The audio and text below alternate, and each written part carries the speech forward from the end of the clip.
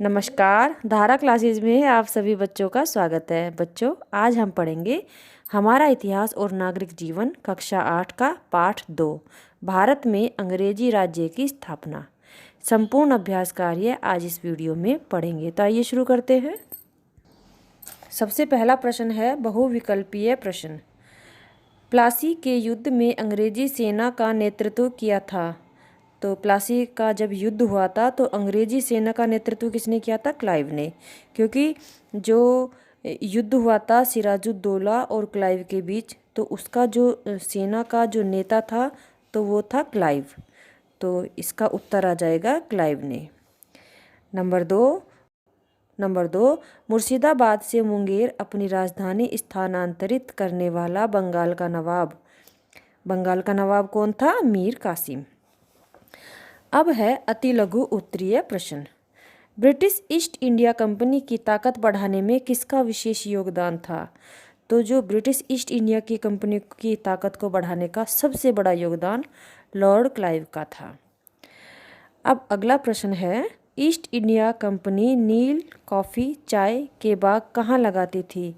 तो east India company नील, coffee, चाय के बाग भारत में लगाती थी।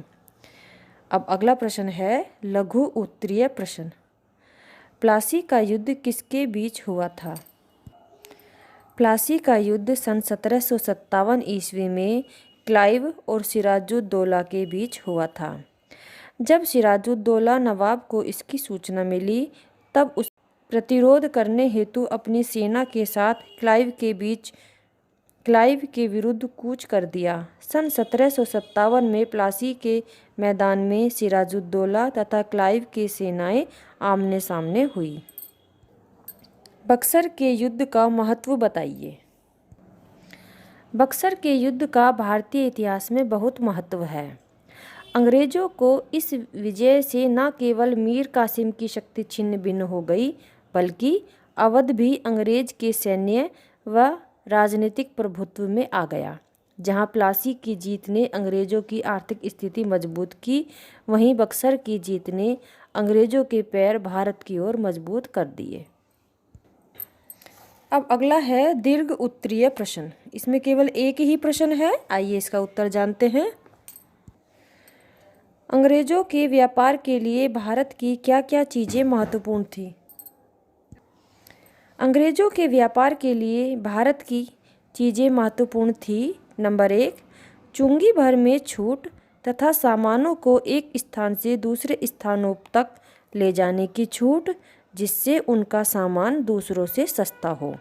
नंबर 2, व्यापार में मनमानी करने, भारतीयों को अपना सामान सस्ता बेचने, कंपनी का माल महंगा खरीदने, प्रतिद्वंदी यूरोपीय व्यापारियों को बाहर रखने और कंपनी का व्यापार भारतीय राजाओं की नीतियों से स्वतंत्र रहकर जारी रखने के लिए मजबूर करना आदि।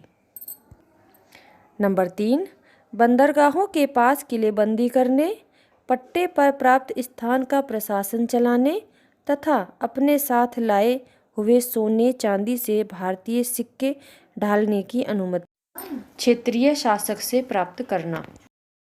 इसके बदले क्षेत्रीय राज्य को बंदरगाह से प्राप्त चुंगी का आधा हिस्सा राजा को देना। ब्रिटिश कंपनी भारत में राजनीतिक सत्ता स्थापित करने के लिए भारतीय राजाओं के साथ इन्हीं हथकंडों का इस्तेमाल कर बड़ी चतुराई के साथ अपना राज्य बढ़ाती रही। इस तरह एक वक्त ऐसा आया जब अंग्रेज भारत के राजाओं व नवाबों को हटाकर खुद शासन चलाने लगे। तो बस बच्चों, आज की वीडियो में इतना ही। धन्यवाद।